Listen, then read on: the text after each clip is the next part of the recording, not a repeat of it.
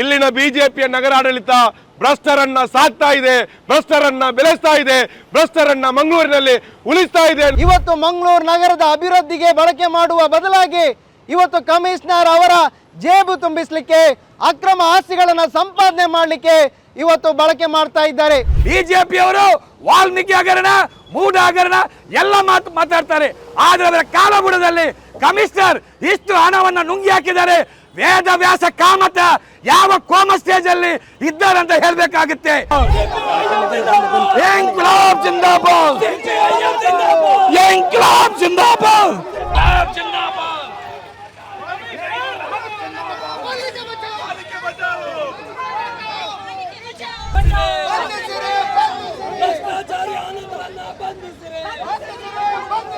Commissioner हटाओ, MCC बचाओ.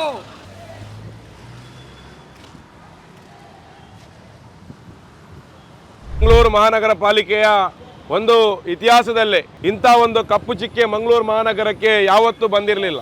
ಒಬ್ಬ ಮಂಗಳೂರು ಮಹಾನಗರ ಪಾಲಿಕೆಯ ಅತ್ಯುನ್ನತ ಸ್ಥಾನದಲ್ಲಿರ್ತಕ್ಕಂಥ ಒಬ್ಬ ಅಧಿಕಾರಿಯ ಮೇಲೆ, ಒಂದು ಆಯುಕ್ತರ ಮೇಲೆ ಮಂಗಳೂರು ನಗರ ಇತಿಹಾಸದಲ್ಲಿ ಮೊದಲನೇದಾಗಿ ಈ ಲೋಕಾಯುಕ್ತ ದಾಳಿ ಆಗಿರತಕ್ಕಂಥದ್ದು ಮಂಗಳೂರಿನ ಜನತೆ ತಲೆ ತಗ್ಗಿಸ್ತಕ್ಕಂಥ ಒಂದು ವಿಚಾರ.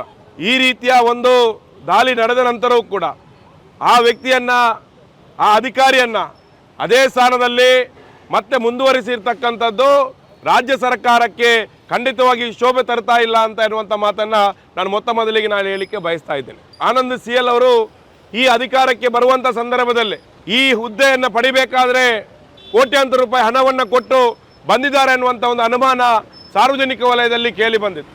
ಆ ಅನುಮಾನಗಳು ಇವತ್ತು ಸ್ಪಷ್ಟವಾಗ್ತಾ ಇದೆ. ಈ ಆನಂದ ಅಧಿಕಾರಿ ಅವರು ಈ ಹುದ್ದೆಗೆ ಬರುವಂಥ ಸಂದರ್ಭದಲ್ಲಿ ಮೊನ್ನೆ ಲೋಕಾಯುಕ್ತ ಅವರು ಏನು ಚಾರ್ಜ್ ಶೀಟನ್ನು ಮಾಡಿದ್ದಾರೆ.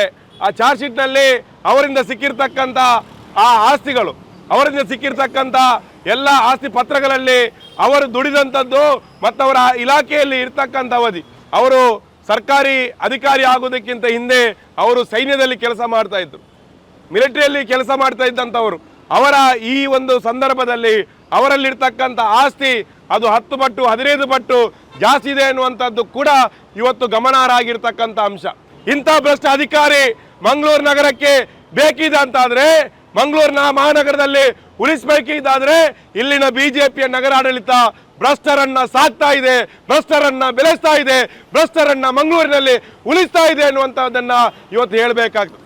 ಬಿಜೆಪಿಯ ನಗರಾಡಳಿತಕ್ಕೆ, ಬಿಜೆಪಿಯ ಶಾಸಕರಿಗೆ ನಿಜವಾಗಿಯೂ ಪಾರದರ್ಶಕತೆ, ಪ್ರಾಮಾಣಿಕತೆ ಮತ್ತು ಒಂದು ದಕ್ಷವಾದ ಸ್ವಚ್ಛವಾದ ಆಡಳಿತ ನೀವು ಕೊಡುವುದಾದರೆ ಮೊದಲಿಗೆ ನೀವು ಇಲ್ಲಿನ ಭ್ರಷ್ಟ ಆಯುಕ್ತರನ್ನ ಇಲ್ಲಿಂದ ಆಚೆ ಕಳಿಸುವಂತ ಒಂದು ತೀರ್ಮಾನವನ್ನು ಮಾಡಿ, ಆ ಬಗ್ಗೆ ನೀವು ಹೋರಾಟವನ್ನು ಮಾಡಿ, ಆ ಬಗ್ಗೆ ಇವತ್ತು ಜನರನ್ನ ಸೇರಿಸಿ ಎನ್ನುವಂಥದ್ದನ್ನ ನಾವು ಶಾಸಕ ಭರತ್ ಶೆಟ್ಟರಿಗೆ, ವೇದವಾಸ್ ಕಾಮತ್ರಿಗೆ ಕೇಳ್ತಾ ಇರುವಂತ.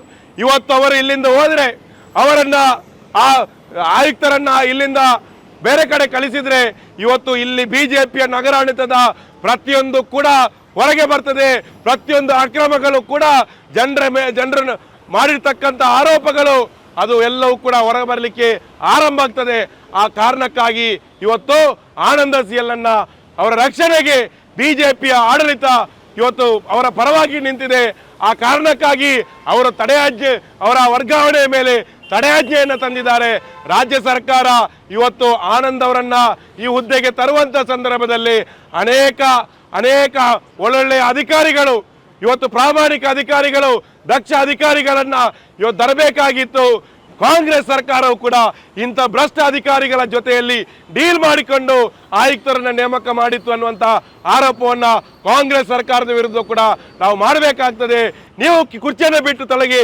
ಮಂಗಳೂರಿನ ಜನರು ಮಹಾನಗರವನ್ನ ನಡೆಸ್ತಾರೆ, ಮಂಗಳೂರಿನ ಜನರು ಈ ಪಾಲಿಕೆಯನ್ನ ಮುನ್ನಡೆಸ್ತಾರೆ ಅಂತ ಹೇಳ್ತಾ ಇದ್ದೇವೆ. ಅಕ್ರಮ ಆಸ್ತಿಗಳನ್ನ ಸಂಪಾದಿಸಿದ್ದಾರೆ. ಈ ಅಕ್ರಮ ಆಸ್ತಿಗಳನ್ನ ಸಂಪಾದಿಸಿದಂತ ಏನು ಕಮಿಷನರ್ ಆನಂದ್ ಸಿಎಲ್ ಇದ್ದಾರೆ, ಇವರು ಯಾರ ದುಡ್ಡನ್ನ ಕೊಳ್ಳೆ ಹೊಡೆದಿದ್ದಾರೆ ಅನ್ನೋದನ್ನ ಜನರಿಗೆ ಉತ್ತರ ಕೊಡಬೇಕು. ಮಂಗಳೂರು ಜನರ ತೆರಿಗೆಯ ಹಣವನ್ನ ಮಂಗಳೂರಿನ ಅಭಿವೃದ್ಧಿಗೆ ಒಳಪಡಿಸದೆ ಅಥವಾ ಇಲ್ಲಿ